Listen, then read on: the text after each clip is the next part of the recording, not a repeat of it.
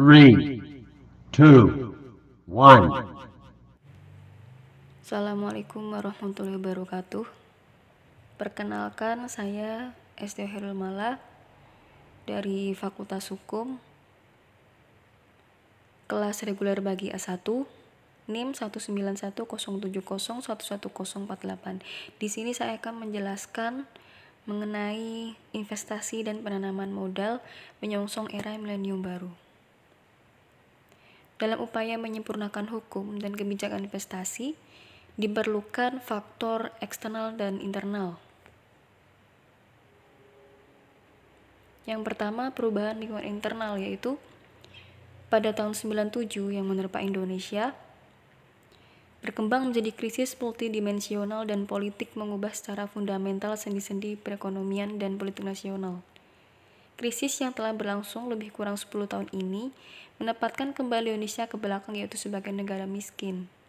Keadaan tersebut mengharuskan kita untuk menempuh langkah-langkah strategis dengan mengevaluasi secara menyeluruh semua kebijakan yang ditempuh selama ini. Langkah-langkah tersebut yaitu terdapat 10 ciri. Yang pertama, bertumpu pada sumber daya alam. Yang kedua, bersifat padat karya dan bukan padat modal. Yang ketiga, terdapatnya otonomi yang lebih besar kepada daerah untuk mengelola sumber daya alamnya. Yang keempat, terjadinya perimbangan keuangan antara pusat dan daerah. Yang kelima, pemerintahan sentra bangunan dan pusat keunggulan. Yang keenam, berkembangnya industri kecil dan menengah yang mandiri. Yang ketujuh, tegaknya supremasi hukum. Kedelapan, penghormatan terhadap HAM. Sembilan, pembangunan yang berkelanjutan dan berwawasan lingkungan.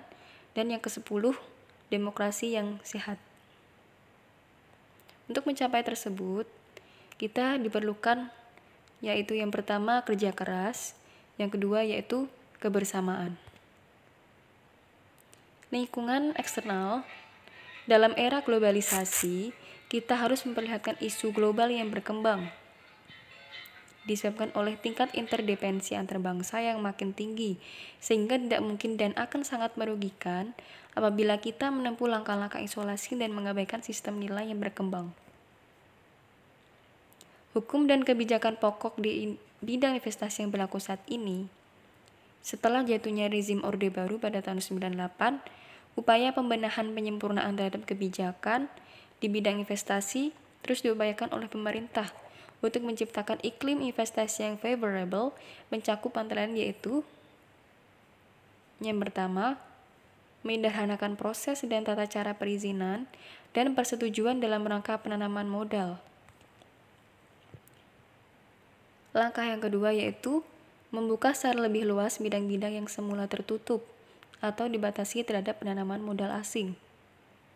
Langkah yang ketiga yaitu menawarkan berbagai insentif di bidang perpajakan dan non-perpajakan, berbagai bentuk insentif di bidang perpajakan.